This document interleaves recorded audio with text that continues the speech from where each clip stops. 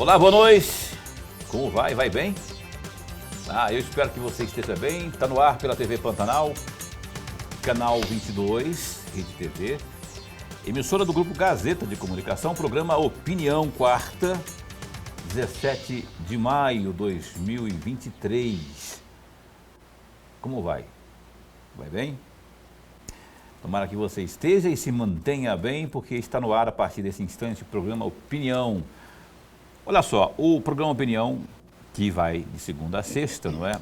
Hoje a gente tirou o programa, o espaço do programa para falarmos mais sobre meio ambiente. Especialmente, sabe o que é? Porque essa questão toda aí que tornou-se polêmica em função das tais PCHs, depois especialmente da decisão do Supremo Tribunal Federal, permitindo a construção.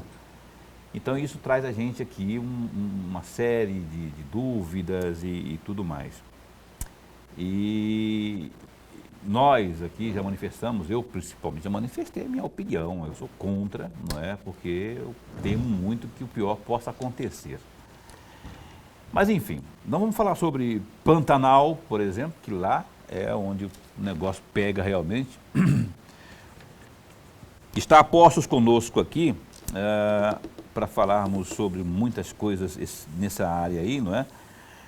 A nossa caríssima professora, olha só o currículo dela, vou falar aqui para você ter ideia como é que são as coisas, rapaz. Ela vai falar conosco aqui, ela é presidente do Conselho Nacional, não é, da Reserva da Biosfera do Pantanal, pesquisadora, parceira do Instituto Nacional de Pesquisa do Pantanal, INPE, ou INPP, que é o Instituto de Ciência e Tecnologia em áreas úmidas, INAU. Né? A senhora gostaria de ser chamada, qual que é o nome completo? Por que tem um nome completo? O nome que eu posso chamar a senhora é... Carolina. Só Carolina? Carolina tá bom, né? Tá bom. Nome bonito. É o nome da música do Chico Buarque, Carolina. Que é linda a música. E a gente vai estar conversando aqui, não é, sobre essas questões todas. E você, inclusive, que assiste ao programa Opinião, que de repente tem alguma sugestão, opinião propriamente, né, uma pergunta, 999322529, para a gente estar aqui, passando aqui para a nossa entrevistada, para a gente estar também respondendo aos seus questionamentos no programa Opinião. Entendeu? Então, a gente está bem servido. O Lorenberg sempre fala que a gente aprende muito, né? E eu sei disso, porque eu fico só de olho, assim, só acompanhando realmente para a gente absorver o máximo do conhecimento aqui. Professor Lorenberg, boa noite. Boa noite, Paulo Coelho, e um grande abraço, mas um grande abraço mesmo a todos os nossos telespectadores, a razão maior do nosso programa. Grande verdade. Então, você que está acompanhando o programa Opinião pela internet também, além do canal 22, pelo www.gazetadigital.com.br e também pela página no Facebook da TV Pantanal. Satisfação. Obrigado pelo carinho da sua companhia. Esteja você em qualquer parte do mundo, né? Aqui acompanhando ao nosso programa pela internet, especialmente. Professora Carolina, muito obrigado por estar aqui conosco, por aceitar nosso convite. Eu já vou pedir as suas impressões diante do que nós estamos discutindo, não é?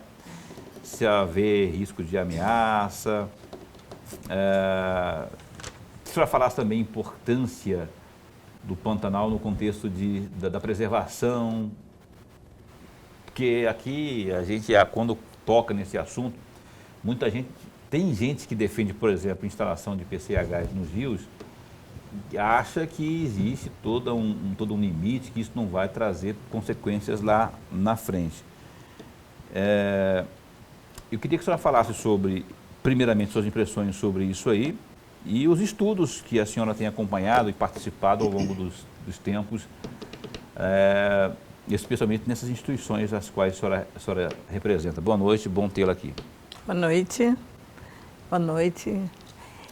Bom, para mim é uma honra estar aqui com vocês. falando do Pantanal, né? O Pantanal primeiro, eu quero me apresentar assim mais claramente. Eu sou professora da Universidade do Estado de Mato Grosso, né? Eu dou aula de ecologia na Unemate, em Cáceres. E exatamente por estar na universidade, que a universidade me indicou também para participar desse conselho do Comitê da Reserva da Biosfera, onde eu fui eleita presidente do conselho. Né? E nesse momento... Eu falei certo aqui nessa abertura aqui, né? Só não coloquei o Unemate, mas esse tá aqui, o resto está certo aqui, não está? Tá tudo certo. Eu só clareei mais assim. Porque a Unemate realmente... Aliás, a Unemate que vem sempre aqui, é o reitor, o vice-reitor, já vieram aqui já. Mas pois não, pode continuar. Então, e assim, falar do Pantanal é algo muito bom, importante, porque é a maior área úmida do planeta. Né? Então, nós estamos falando de coisas, de espaços, um espaço que é internacional, que é único. Eu conheço algumas áreas úmidas, assim, de outros países, e essas áreas úmidas não são igual ao Pantanal. Então, nós estamos falando de um lugar único que não existe em outro lugar. Né? E essas ameaças que estão colocando, então, a primeira coisa que é importante a gente saber é que o Pantanal é água. Né? Então, qualquer atividade econômica que é feita para desviar a água, para tirar a água, para segurar a água, ela é uma ameaça. Então, quando a gente pensa assim, qual que é a maior ameaça hoje, né? E o Pantanal, ele tem esse pulso de inundação que é a cheia. A cheia é a vida do Pantanal. Então, é assim, como o nosso coração precisa pulsar, e essa água corre no Pantanal, e ela tem essa dinâmica de, no período da cheia, subir. Né? E é isso que faz ter muito peixe. Quanto maior a inundação, maior a quantidade de peixe. Vocês vão ver, esse ano nós vamos ter mais peixe, né? Porque teve uma inundação maior. Agora, o que é tem várias ameaças no Pantanal, né? Pequenas, né? Maiores, né? E nós temos essa ameaça local, né? Que essa tentativa de fazer o Pantanal também gerar energia elétrica. O Pantanal já dá comida, já dá água, já dá turismo, já dá pecuária. Então, a vocação do Pantanal não é para energia. Eu sei que a energia é algo fundamental, mas nós temos energia solar. Cuiabá é a capital da energia solar, sabiam disso? Sim. Cuiabá é o lugar que tem mais energia solar. Então, assim, com esse sol, nós assim, queremos impedir o fluxo das águas. É como se a gente impedisse as artérias do nosso coração de fluir. Então, para a gente ter uma ideia, o ecossistema pantaneiro funciona como o nosso ecossistema do corpo. Nós precisamos que a água inunde todo o corpo do Pantanal. E inunde igual o sangue precisa entrar em todas as nossas veias, precisa em todas as bombar, nossas né? artérias. Precisa bombar. E esse bombeamento está ligado com essa dinâmica do sobe e desce das águas. Nós precisamos ter esse sobe e desce. Né? Isso é super importante para o Pantanal. E quando se faz uma barragem, o que acontece? O Pantanal ele é movido por conexões. Então, tem essa conexão que vem da cabeceira à foz, até o Pantanal chegar, o Rio Paraguai chegar lá embaixo. Quando faz uma hidrelétrica, ela corta essa conexão horizontal. Então, ela impede que a água chegue. Né? E aí, imagina só, essa tentativa, o senhor sabe quantas hidrelétricas pensam para o Pantanal? Nós já temos 40 em operação na bacia. Pensam mais 137. Chegar a 180 hidrelétricas. Eu estaria errado. Não estaria errado. Pelo que eu entendi, é assim, ó. Pensa num corpo humano. A construção das PCIHs, por exemplo, seria como se fossem veias entupidas, né? Isso. Não é isso? Exatamente. Entupimento de veia. Entupimento o de sangue veia. não passa, aí não bomba, aí daqui a pouco dá... Funciona mais. A diferença é que o entupimento acontece por uma alimentação, né? Agora, imagina as pessoas quererem fechar a circulação. Né? Isso que acontece. Isso é mais criminoso ainda. Mais criminoso. E toda a atividade no Pantanal, a atividade biológica, ela depende desse movimento. Os peixes têm esse movimento de subir e descer. Porque a parte alta do Pantanal, que é o Planalto, é como se fosse a maternidade. É o lugar da reprodução. Então, os peixes vão para lá para reproduzir. Aí eles voltam para o Pantanal para crescer e para comer. Aí esse caminho vai estar impedido. Olha só, Entendeu? vou chamar aqui Lorenberg, por favor. Professor, antes de mais nada, registrar a nossa alegria. Alegria mesmo de tê-la aqui. Eu disse logo no começo, antes de entrar no ar, que nós iríamos aprender com a senhora e, de fato, nós estamos aprendendo com a senhora aqui. Professora, eu tenho aqui uma frase, aliás, eu tenho 3 ou 4 temas que eu gostaria muito de ouvi-la, mas muito de ouvi-la. O primeiro deles é uma frase que eu tirei do documento Pantanal, no dia 26 de outubro de 2022. Eu tirei essa frase e gostaria muito de ouvir uma reflexão da senhora.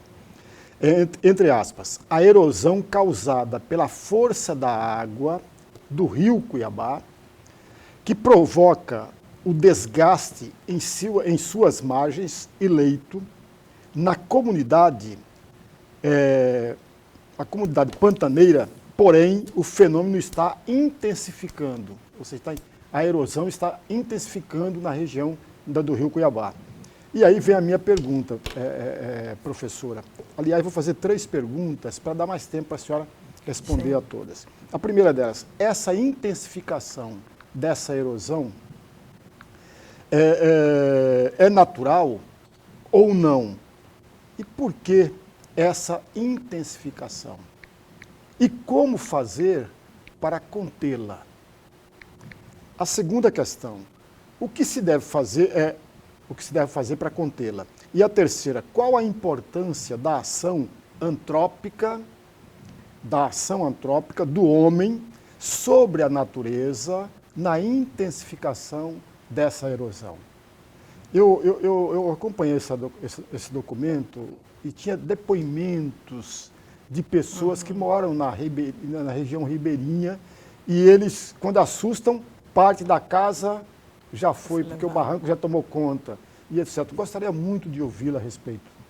Sim.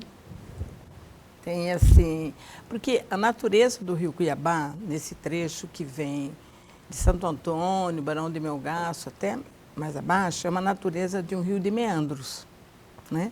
Esse movimento assim, circular do rio, ele vai e volta. E nesse movimento, uma hora, por isso que temos praia de um lado e tem barranco do outro. De um lado ele erode e do outro lado ele deposita. Então isso faz parte dessa dinâmica do rio. Quando se faz uma hidrelétrica, uma das causas, quando se faz, há uma tendência de, abaixo da hidrelétrica, é aumentar a erosão, né? Há uma intensificação porque a água começa a ir de uma forma mais rápida e ela começa a cavar o leito do rio. Então há uma tendência do rio ficar mais fundo e também dele romper mais os barrancos. Então isso tem uma influência que chama águas famintas. Já é conhecido esse fenômeno, assim. Fenômeno não, um processo que acontece. Então há uma tendência da água movimentar mais rápido, cavar o leito do rio e derrubar a margem do rio. Então é conhecida, assim, entre aspas, de águas famintas de barranco, porque elas correm mais rápido. Então isso tem influência de uma hidrelétrica também, de uma barragem. Então, assim, como as pessoas que moram há mais tempo, elas moram nesse barranco há muito tempo. Então, os barrancos vão cada vez mais sendo erodidos e as casas delas vão sendo derrubadas. Então, essa tendência é de crescer, né? Então, as pessoas vão ter que se afastar mais e, assim, vão pensar como remediar isso, né? Como é uma ação muito forte, vai ter que ser uma medida que entra com restauração de vegetação mesmo, e uma medida que seja associada com pedras, com coisas também de engenharia, porque é muito forte. Só a vegetação não é suficiente. Então, assim, é uma medida que exige uma ação intensa. Então, para evitar isso mais forte, tem que ter uma ação preventiva. Professora, só para ficar claro, porque o amigo telespectador possa entender, a erosão ela é natural, mas a intensificação, a força dessa erosão não é natural. Não é natural. Tem o desmatamento da APP, da área de proteção, que é a margem do rio, que é essa área protegida, e tem também o fato de ter uma hidrelétrica, abaixo da hidrelétrica tem essa tendência a aumentar a erosão. Então, são fatores que têm a ver com quem usa aquele lugar, né? E se a gente olhar bem, a margem do rio Cuiabá tem muito desmatamento, né? Então, também... E tem essa questão da hidrelétrica de Manso, né? Nós já temos um impacto. Nosso rio já é, digamos, perturbado, 40% dele. Como assim perturbado? Por causa de Manso. Pois é, mas que consequências são essas aí? Perturbado assim, ele já não tem uma dinâmica natural.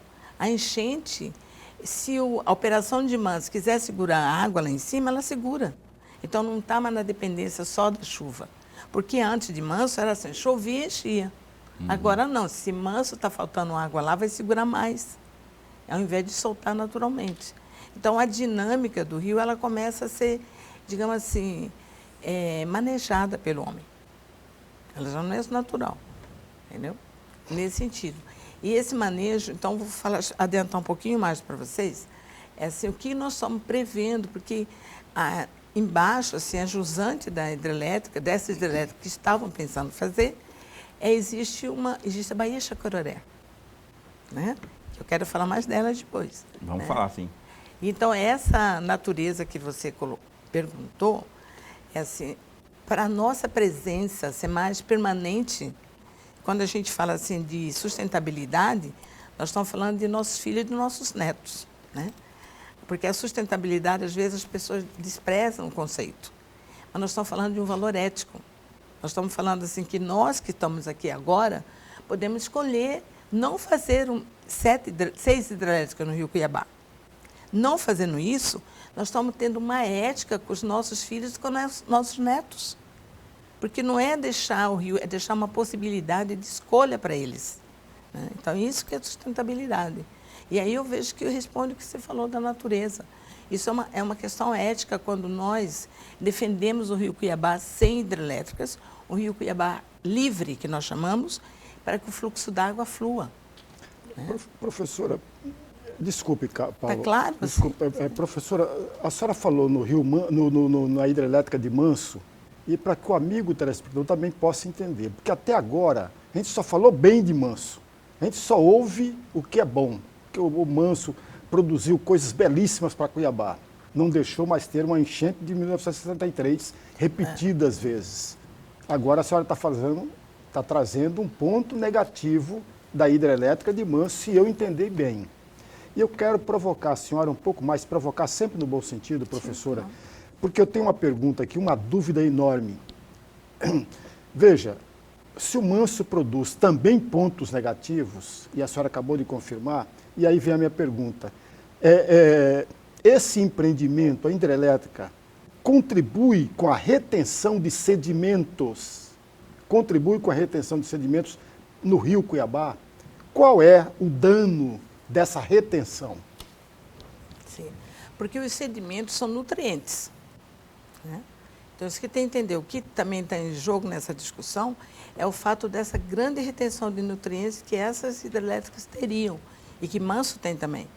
Então, quando os nutrientes entram no sistema, no Pantanal, elas também fertilizam o Pantanal, aumenta a produtividade biológica do Pantanal. Então, quando as hidrelétricas são construídas, elas seguram o sedimento, então a água que vem para o Pantanal ela é mais pobre. Ela tem menos nitrogênio, menos fósforo, então ela diminui a riqueza dela de nutrientes. Menos fértil. Isso, diminui a fertilidade do rio, né? Que traduzida, por exemplo, no caso de uma plantação, né? Uma produtividade, ela diminui. Não parece visível, porque não é uma plantação de uma árvore, né? Mas é uma plantação de peixes, entendeu? É plantação de vida na água. E que a gente não vê esse plantio. E depende desse sedimento. É como se fosse o Nilo que fertiliza as planícies de lá. Uhum. Entendeu? Então, esse sedimento retido, que é um dos grandes impactos, ele deixa de fertilizar. A água vai sair mais, digamos, filtrada, sem os nutrientes que nós precisamos, que o sistema precisa. Essa analogia com o Rio Nilo é perfeita, porque assim, o que se tem daquela época lá é que onde margeava o rio Nilo, ali era fertilidade pura, né? Era uma terra... E o Pantanal, guardado essas proporções, hoje, a senhora... Eu tenho que intervalo comercial, né? Antes do intervalo comercial, só para responder isso aqui rapidão. Guardado as proporções, eu acho que o Pantanal hoje está em que patamar nesse sentido aí? Ou existe algum risco que a gente pode falar que está muito alarmante? Para depois? Pode ser agora. Mas agora. Mais curta a resposta, né? Veja assim, o principal alerta que nós temos que ter do Pantanal é em relação à água. Porque é um momento que todo mundo precisa de água. Aí o que se faz quando se faz hidrelétrica? Porque o Pantanal que acumula água, é o lugar da água ficar. Quando faz hidrelétrica, nós mudamos esse lugar. A gente põe na cabeceira. A cabeceira não é o lugar de guardar água. Né? Não tem lagoa na cabeceira. Então lá é um lugar de pegar a água e trazer para cá. Aqui é o lugar de deposição. O Planalto é o lugar que dá água nova e traz para cá. O que faz? Muda o lugar de onde vai guardar a água, põe lá em cima. O que vai acontecer? Vai faltar água aqui embaixo. Então as cidades aqui têm uma tendência a ficar mais secas. Porque a enchente não vai ser grande como era e a água não vai ter tempo de preencher o lençol freático, as águas subterrâneas. Aí, quando chegar a seca, no mês de junho e julho, o rio vai estar mais raso, a gente vai estar atravessando o rio a pé, porque não tem como repor a água, não tem água para repor. Perfeito, perfeito. Então tá, olha só, vamos para o intervalo comercial. A gente está entrevistando aqui ao vivo a pesquisadora, a professora Carolina Joana da Silva. A gente volta no instante só.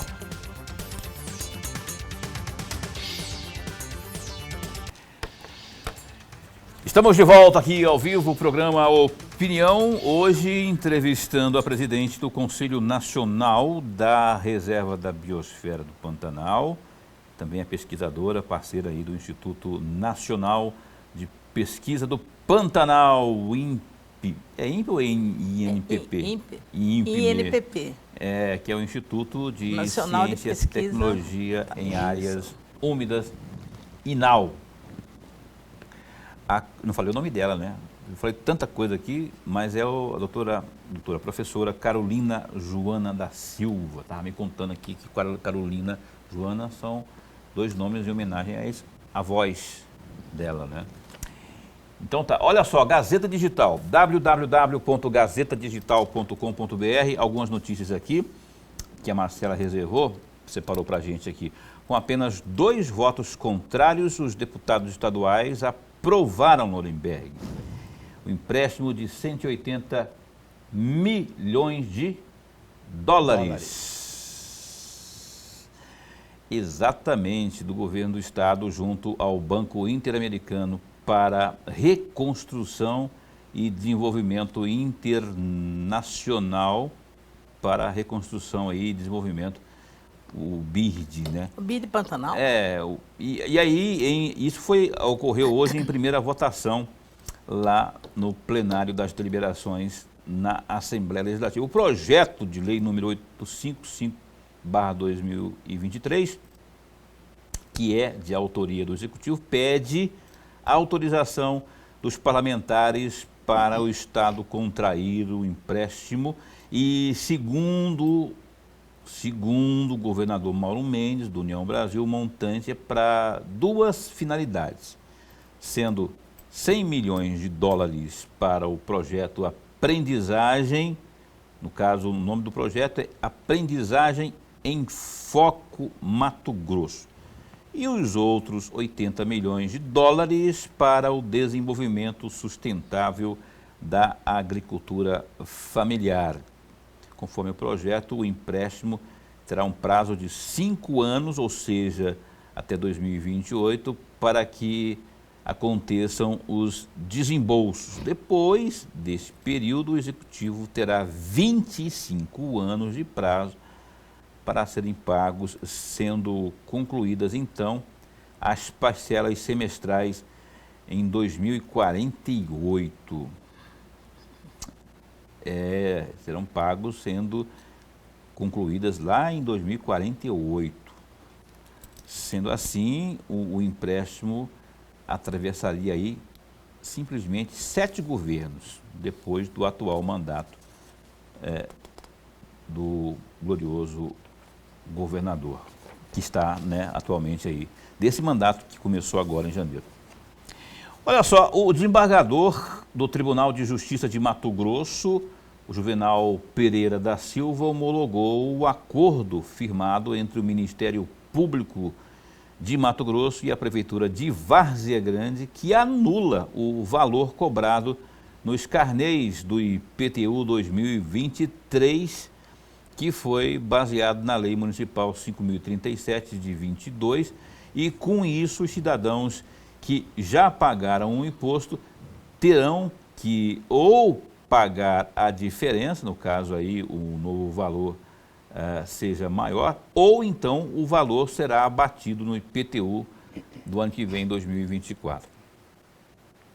Aí tem um trecho que diz assim, da decisão, abre aspas, ante o exposto, homologo o acordo entabulado pelo douto Procurador-Geral de Justiça do Estado de Mato Grosso, pelo prefeito do município de Várzea Grande e também pelo Procurador-Geral de Várzea Grande. Por isso, julgo extinta a ação direta de inconstitucionalidade em razão da perda superveniente do interesse, nos termos do artigo 485, inciso 6º do CPC.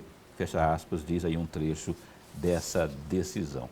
Um outro destaque também do Gazeta Digital aí, que é o ministro do Supremo Tribunal Federal, falamos sobre isso que já no ano passado, hein? O José Roberto, aliás, Luiz Roberto Barroso, ele derrubou a liminar que impedia o pagamento do piso nacional em todo o território brasileiro e determinou que os estados e municípios paguem o piso nacional no valor de R$ 4.750 para enfermeiros. No entanto,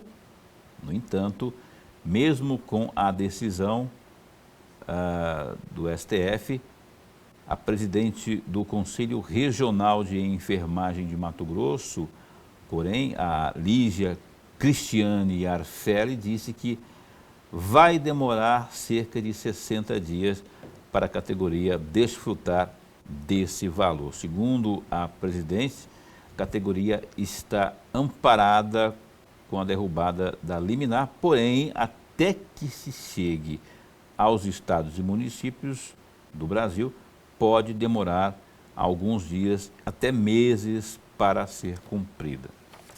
Mais destaque, mais detalhes aí, você acessa a informação, essa questão da enfermagem. Vai chegar, vai demorar, mas vai chegar. Pelo menos já tem uma sinalização jurídica, uma decisão judicial aí, desta vez, mais uma vez, né, do glorioso Luiz Roberto Barroso.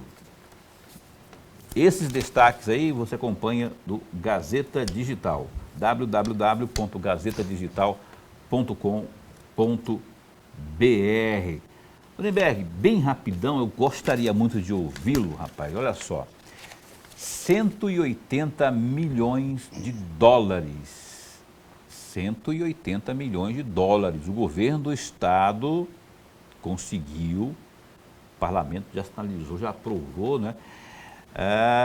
Está conseguindo esse empréstimo aí. O governo do estado, que tem uma situação excelente em relação às suas finanças, não é? A arrecadação está boa, está excelente, pelo que nós levantamos, pelo que o parlamento tem informado, pelo que o secretário de Fazenda tem dito também, e o próprio governador tem falado. Há uma informação aí que tem 6 bilhões de reais em caixa para investimentos, não é? Mesmo assim, com tudo isso, para investimentos não, tem 6 bilhões para tudo, para custear tudo, inclusive investimento. Mesmo assim, o governo do estado, por ter feito o dever de casa, está de bem lá no Tesouro Nacional, não é? saiu da letra C para a letra A, em termos de avaliação, conquistou agora, e tem esse lastro para fazer o empréstimo. Ocorre que é uma dívida grande e que ele, governo atual, não vai pagar. Quem vai pagar são os próximos. Se eu me candidatar no ano que vem ou nos próximos aí, eu vou ter que pagar essa conta aí. Mas o fato é que o governo tem essa linha de intenção de investir isso nessas áreas aí que é importante. Agricultura familiar, aprendizagem e tudo mais. Mas a pergunta que eu faço é a seguinte: seria realmente necessário isso, já que o governo goza de um momento bom do ponto de vista financeiro, da arrecadação e tudo mais? Paulo e amigo telespectador, vou fazer duas pequenas observações muito rapidamente. A primeira de tudo, todos nós sabemos que o Estado sozinho, assim como o município, sozinho não pode bancar determinados empreendimentos. Não pode bancar. É preciso que ele vai buscar ou o governo federal ou o empréstimo, que é o caso. É empréstimo que o Estado de Mato Grosso atravessa um bom momento. Nós não podemos perder de vista. Atravessa um bom momento, tanto é que o Estado de Mato Grosso tem crédito para buscar esse empréstimo. Segunda observação. A Assembleia Legislativa aprovou esse projeto e não discutiu como deveria ser discutida. Deveria ser discutido com muito mais cuidado, amigos. Ainda que tenha pressa por parte do governo do Estado, mas é preciso discutir. Quer ver um exemplo? Veja, 80 milhões de dólares para impulsionar a agricultura familiar. Todo mundo sabe que a agricultura familiar no estado de Mato Grosso está atravessando uma fase muito ruim, amigos.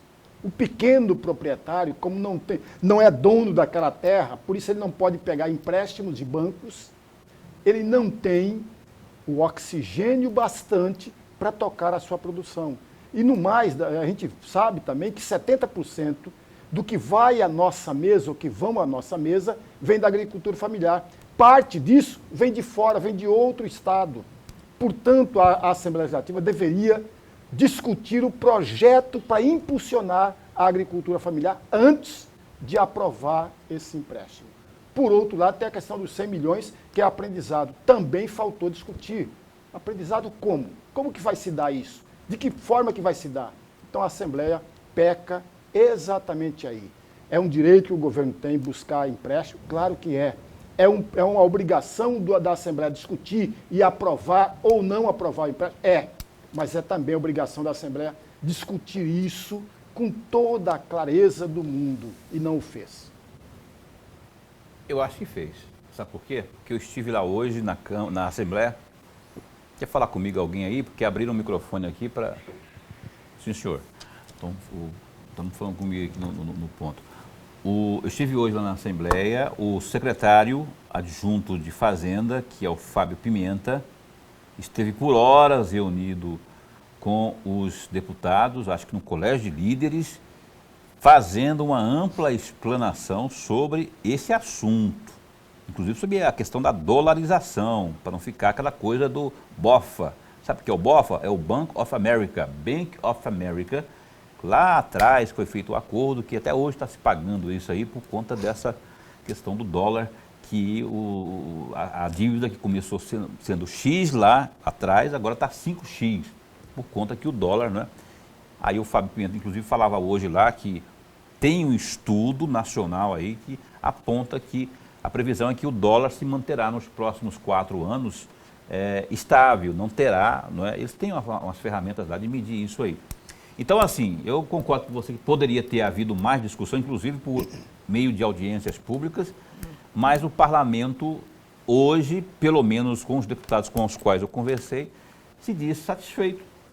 Tanto que foi aprovado aí, apenas 2 deputados votaram contra. Então, discussão houve, talvez não aquela que poderia ter havido de forma mais ampla, né? Então, voltemos aqui para o nosso programa, que hoje entrevista a pesquisadora Carolina Joana da Silva. Vou pedir para o Lorenberg abrir este pequeno bloco de perguntas e respostas, porque já a gente vai ter que ir para o intervalo daqui a pouquinho, nós garra na conversa aqui de política, né? Mas aí eu gostaria que você fizesse a primeira pergunta. Professora, Baía de Chacoraré. qual é o estado hoje? 3 anos atrás, ela sofreu a pior seca da história. Se eu estiver errado, a senhora vai me corrigindo. A pior seca da história. Como que está a Baía de Chacororé hoje?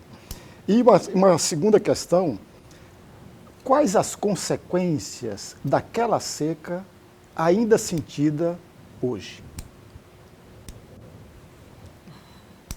Tem 3 anos que eu falo disso, então falar agora para todos é uma alegria. Nós estamos num momento bom da Baía Chacororé. É mesmo? Que coisa boa. Coisas boas também acontecem. Ah, eu gosto de falar de coisas boas aqui. Então, nós, desde 2020, né, quando foi essa seca grande, né, que foi uma seca... A gente pode considerar histórica que a gente mede, né? Desse tempo que a gente está medindo, nós temos, comparando com 2016, nós perdemos 40% dela. E ela, assim, é uma baía hoje, quando a gente olha, antes ela era uma baía só. Agora ela está meio dividida, sabe? Tem assoreamento no meio, ela está bem mexida. Só que nós tivemos uma cheia boa, né? Então essa cheia, ao mesmo tempo, ela também mostra a situação real. As plantas aquáticas tomaram conta da baía. Ela está para entrar na baía. Faz 3 anos que eu não consegui entrar lá. Eu entrei no mês passado, né? E assim, com uma dificuldade que a gente entrou. E nós começamos, junto com o Ministério Público, né, fazer um movimento para que alguma coisa acontecesse lá. E o Ministério Público pegou isso na mão mesmo e começou a trabalhar junto com a SEMA. A SEMA tinha um termo de ajuste de conduta antigo, que não foi totalmente executado. Então, tinha muito desmatamento, muita construção irregular, muito canais, porque a Baía Chacororé é algo especial, não existe no mundo. Eu estou falando de algo muito especial, porque imagina só, uma baía que tem 16 canais pequenos que saem do rio Cuiabá para jogar água nela. Imagina especial, não existe isso no Pantanal, eu não conheço em outro lugar do mundo. E aí esses canais estão todos interrompidos, tampados. Obstruídos, né? Destruídos. Por força da ação humana? Da ação humana. Desmatado, ou assim, lugar que era coricho foi substituído por canais, construção que a água passa a fluir menos. E o que consta desse termo de ajustamento de conduta? Então, esse antigo, assim, o que a gente fez agora? Então, a gente conseguiu com a SEMA um novo termo de ajuste de conduta. Uhum. Né? E lá é um lugar complexo, não é uma coisa fácil, porque tem essas águas que vão do rio Cuiabá e tem outras águas que vêm do Planalto. Mas a questão dessas águas é uma água assim, tem um brejo grande, uma coisa muito complexa, que a gente negociou com a SEMA e com o Ministério Público, para a gente dar uma dinâmica para fazer as águas do rio Cuiabá chegarem na Bahia. Né? Uhum. Aí, assim, nesse ano, por exemplo, chegou. Mas tem que chegar sempre. Não é só são todos os corichos chegaram. O que aconteceu no meio do caminho entre o rio? Os corichos são canais, né, córregos pequenos, que ligam o rio a uma baía. O que aconteceu no meio do caminho que esse coricho não chegou lá? Aí, no meio do caminho, tem de tudo. Tem estrada, tem construção. Então, nós mapeamos tudo isso, né? E a gente está vendo como que vai recompor isso. Pois é, mas o termo de ajustamento de conduta, então, se ele foi assinado mais uma vez, prevê resolver isso, por exemplo, a questão das estradas, por exemplo. Porque tem uma estrada aqui, está indevida, então você tem que tirar daqui, meu nego. Ou ela tem que ser ponte para a água passar. Entendeu? Então, todos os pontos nós levantamos. Mas o que a gente pegou agora para trabalhar? A gente pegou um coricho que a gente sabe que é muito importante, que a água sai do Cuiabá e chega lá direto, na cabeceira da Bahia. Então, nós vamos trazer especialistas, vamos fazer a topografia da Baía Chacororé, porque ninguém sabe. A gente trabalha lá, mas não consegue entrar em toda ela, fazer assim, medir ponto a ponto para ver onde que vai precisar, inclusive tirar terra, né? E abrir esses canais. E tem um estudo muito especial que nós vamos fazer, que é estudar essa relação de manso com a Baía Chacororé. Nós estamos estudando a primeira vez implantar no Pantanal que chama hidrograma ecológico. O que é esse hidrograma ecológico? Nós vamos ver assim, quanto de água que o manso pode segurar e quanto de água que ele tem que soltar para chegar em Chacororé. O quanto de água que tem que sair de lá para entrar água em Chacororé. Porque tem relação. Agora, é claro que nós estamos preocupados com o que tem no meio do caminho. Que no meio do caminho, a cidade cresceu. E tem vilarejos, tem... Vilarejo, né? todas essas coisas. Mas as pessoas também construíram em lugar que não era para ser construído. Faltou um planejamento, toda uma zonação. Uma fiscalização principal que faltou. Né? É. Então, agora, nós estamos revendo. Triste isso, né? É. Então, assim... E eu vejo que ali a usina o Manso tem consequência. Está no olho do furacão, é epicentro, né? É. Tudo passa por ali. E esse estudo, para a gente não ser assim, irresponsável em falar, um estudo que é mais caro, sensível, para a gente saber exatamente. Depois que esse estudo estiver pronto, aí a gente vai acionar Manso. Olha, aí entra o Ministério Público para acionar. Mas um TAC com eles lá no Manso. Mais lá. outro TAC lá. Ó, ajuda aí, porque o negócio... A dosimetria, você vai liberar tanto para não dar problema lá, entendeu? Olha só, intervalo comercial, o último desta noite, a gente volta no instante só.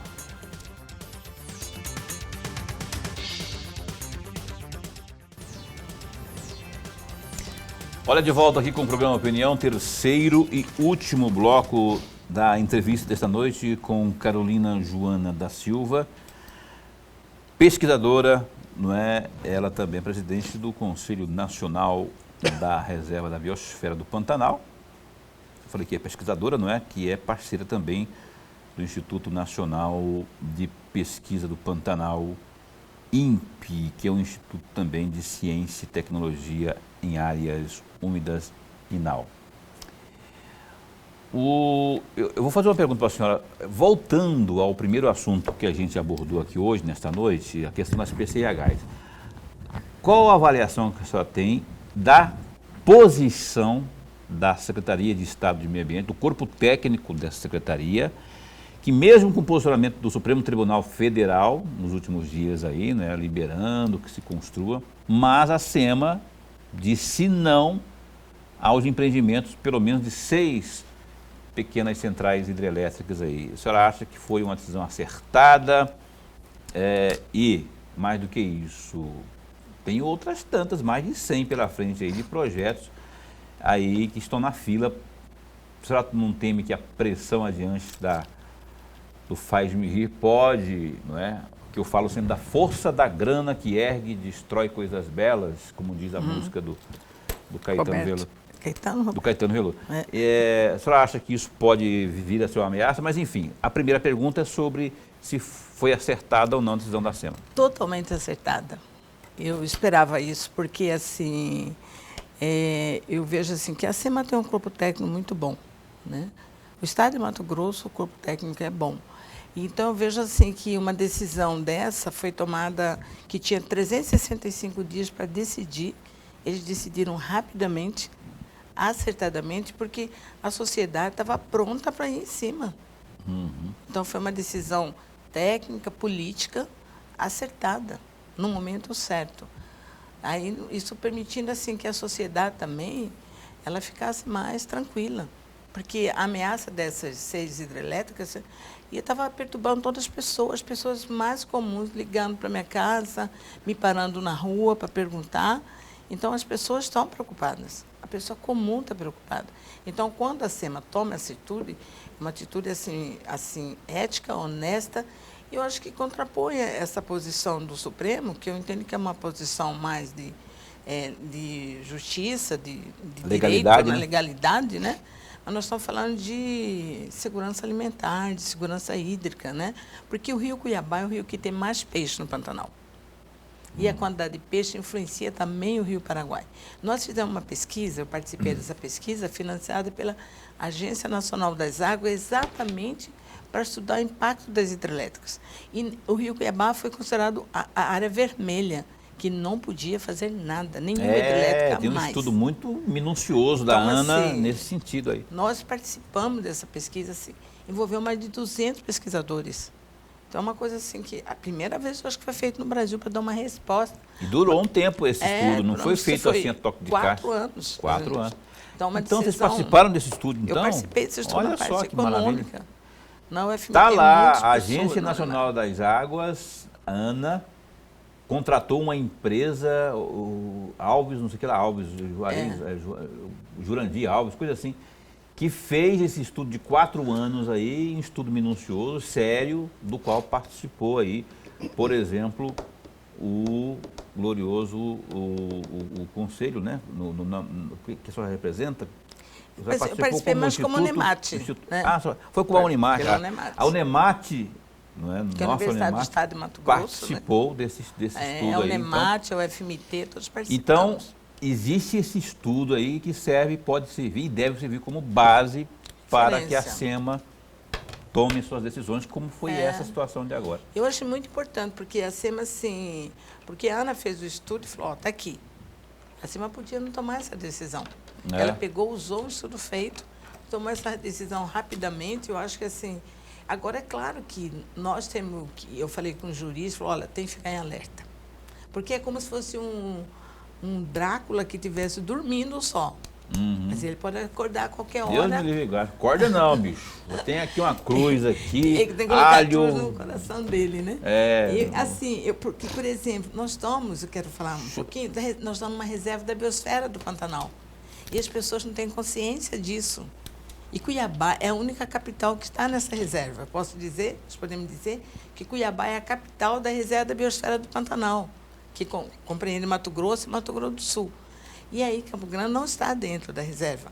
Então, nós temos, assim, ter essa consciência que aqui é um lugar especial, uma área protegida pela Unesco. É uma área protegida que tem que dizer que tem que ser feitas coisas, não impeça que faça coisa, mas façam coisas que tenham mais uma sustentabilidade. Entendi. Então, essa é a importância. Professor Lorenberg, por gentileza. Professora, segundo o MAP de biomas, entre 1985 a 2021, o Pantanal perdeu 12,1% de cobertura remanescente da vegetação nativa. Isso é preocupante ou não é preocupante? Não precisa ficar alarmado com esse índice percentual ou não? Queria que a senhora respondesse de forma mais breve para a gente abordar mais 2 assuntos além disso. Tá. Então, é muito preocupante. Para o Pantanal é preocupante. Mas eu acho que o mais preocupante é a quantidade de água que o Pantanal perdeu, que o mapa biomas mostra. Né? E essa quantidade de água também está associada com a vegetação, que a vegetação segue a água. Né? Aliás, a água segue a vegetação. Né? Se tem vegetação, tem água. Então, é preocupante, não é como a floresta amazônica, porque aqui a nossa matriz, a base, não é floresta, são campos. Né? Então, a floresta são como ilhas, né? Mas elas são importantes porque, por exemplo, os peixes se alimentam delas também, né? Mas o que me causa preocupação é essa tendência de seca que o mapa biomas está mostrando e que tem a ver com a vegetação também. Nós estamos perdendo muita água. Nossa condição desde 1985 está sendo muito... Professora, eu vou só aqui, tem uma pergunta que eu vou ler aqui, que eu anotei aqui, na verdade não fui eu que anotei, a Marcela, gloriosa Marcela Vieira, nossa colega, colocou aqui, e eu já ia perguntar isso também, mas de outra forma. Sobre a produção pesqueira, rapaz, diante aí dessa questão da insegurança alimentar e também no turismo, principalmente aí da contemplação de animais e aves, que tendem a migrar, como é que fica essa questão da produção pesqueira nesse atual momento aí? Então, hidrelétricas são desfavoráveis para a produção pesqueira. Cheias são favoráveis para a produção pesqueira. Então, nós temos 8.000 pescadores, sem contar as famílias. Né? Nós produzimos 70 milhões 7.000 toneladas de peixe, a produção nossa. Então, assim, é uma produção alta. E no caso aqui do Rio Cuiabá, que é um lugar mais pesqueiro, tem muitas famílias que dependem disso. Sim. E essa dependência está associada com essa dinâmica das águas que eu falei. Né? E as hidrelétricas, mesmo até o assoreamento, elas diminuem essa produção. Quando eu falei da questão dos nutrientes, dos fertilizantes que são retidos na barragem, afeta essa produção pesqueira. Porque o peixe aqui dá comida para tudo. Dá para nós, para o jacaré, para os pássaros. Os pássaros mais bonitos aqui comem peixe. Toda uma cadeia alimentar. Toda uma cadeia, todo um sistema baseado nos peixes, né? Então, a condição para os peixes tem que ser bem forte. Por exemplo, até onça pintada come peixe, né? E o que a gente vê assim, nessa sustentação? Nós temos duas atividades que são mais assim, hoje, né, são sustentáveis. Assim. Tem essa pecuária tradicional, que também precisa ter um incentivo diferente, e tem a pesca e tem o turismo. Turismo também. Turismo. Se o fazendeiro combina criação de gado com turismo, pode ver na Transpantaneira quem está bem. É quem faz turismo de onça pintada. É o turismo caro, que não é bom, o brasileiro não tem dinheiro para fazer. Mas os fazendeiros que fazem têm sustentabilidade. As pessoas pagam muito para ver onça pintada. E essa onça pintada, sabe onde que ela está? No Parque Estadual do Encontro das Águas. Está numa área de conservação. Então, essa área de conservação, que muitas vezes as pessoas são contra, é o que dá sustentabilidade para muitas, para o Pantanal, por exemplo, na região de Poconé. Porque lá, as pessoas vão lá agora para ver onça, né? Até pássaro, mas a onça é o principal. E aí a pessoa paga caro para ver onça. Então, se a pousada está associada com o turismo de onça, então muito dinheiro. Vale muito mais do que criar gado, criar onça. Já temos estudos sobre isso. Ah, é? Uhum. Ô, Lorenberg, tem uma última notícia, uma última pergunta que eu deixo para você fazer aqui, que seja uma mais curta. Bem curta. Professora, é só uma reflexão. Lá na Prece Pantaneira, do Manuel Lacerda Lima, tem um trecho lá, um trechinho, diz o seguinte, fala dos garotos, das crianças que nadam no rio e tal, aí ele faz, atrás dos seus tuiuius, terão um dia de tristeza, de ver extinta a beleza da terra dos Guaicurus. Nós chegamos a esse ponto ou ainda estamos distante de chegarmos a isso? Eu acho que nós estamos no meio desse caminho. Se essa tendência de seca aumentar, os tuiuius não vão ficar. Porque os tuiuius, a reprodução dos tuiuius está associada também com essa dinâmica das águas. Você pode olhar, se você está na Transpantaneira, ali no início já está secando mais do que lá no final da Transpantaneira, que é mais fundo, ali os filhos dos tuiuius já estão até voando. Lá embaixo ainda está no ninho, porque ainda tem muita água. Ele espera quando tiver uma água, uma quantidade suficiente para ele poder buscar as comidas e voltar. Tem toda uma relação com a água. E eu vejo assim, eu estou vendo menos tuiuiu, porque eu vou muito na Transpantaneira, eu estou vendo menos tuiuiu. É claro que nós tivemos um incêndio, né? De altas proporções. Esse incêndio ainda 2 anos atrás, não foi? Irreparável para a fauna. A vegetação, ela está regenerando. Nós estamos acompanhando a região de Cáceres, nós temos um projeto financiado pelo Fumbio, que é a Fundação da Biodiversidade, coordenado pela professora Solange Queda.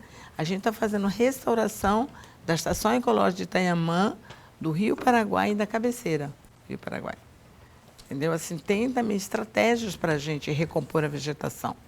Por isso que eu falo que a cobertura vegetal ela é mais fácil de recompor. A fauna não, a fauna foi a mais atingida, né? A gente já vê. Agora, recupera a floresta do Pantanal, as árvores, mas não na mesma qualidade, na mesma biodiversidade.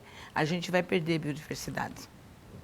Recupera, mas com perda, né? Com perdas. Olha só, por mim, eu continuaria falando, eu gosto muito, é um assunto que me interessa e tenho certeza que a você também que assiste ao programa Opinião. Entretanto, contudo, todavia, a gente não tem mais tempo. Horário de rede, a gente tem que cumprir a risca, senão, ó, pessoal que não perdoa, passa o facão mesmo, rapaz, tô com medo. Não tô com medo porque eu vou seguir certinho aqui, né? Eu quero agradecer aqui muito de verdade a pesquisadora Carolina Joana da Silva, presidente do Conselho Nacional da reserva da biosfera do Pantanal, pesquisadora também aí, parceira do Instituto Nacional de Pesquisa do Pantanal, que é o INPE, Instituto de Ciência e Tecnologia, o NAU, né, que é em áreas úmidas. Obrigado de verdade, adorei, né, aprendizado, como diz Lorenberg. Mas o espaço continua posto para bem informar. Assim que tivermos mais novidades, estaremos aqui, tá? Obrigado por ter vindo. Obrigada. Quem está ali com a senhora, quem que é mesmo? É a professora Selma. Professora Selma, tudo bem? Boa noite para a senhora também, viu? Lorenberg, até amanhã. Até amanhã. Amanhã com o deputado estadual, que aliás preside a Comissão de Meio Ambiente lá na Assembleia, o Carlos Avalone, que é a favor da Vamos falar sobre isso e muito mais aqui com o nosso Carlos Avalone. Ele é a favor, mas ele tem uns argumentos muito plausíveis. A gente vai falar sobre isso e muito mais com o Carlos Avalone do PSDB amanhã, aqui às 7h30 da noite. Até lá, se cuida, fica bem, fica com Deus também.